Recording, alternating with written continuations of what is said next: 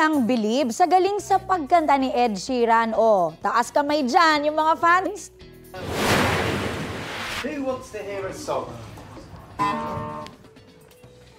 Unang strum pa lang kasi ni Ed sa gitara, nagsitakbuhan na ang Furry Friends. Animoy masama pa nga yung tingin ng ilan, no?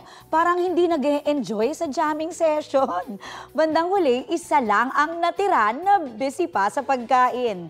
Familiar scene, ika nga nila. Sa IG video kasi na shinare ni Ed, kita ang kaparehong moment na nangyari din sa kanya 10 years ago.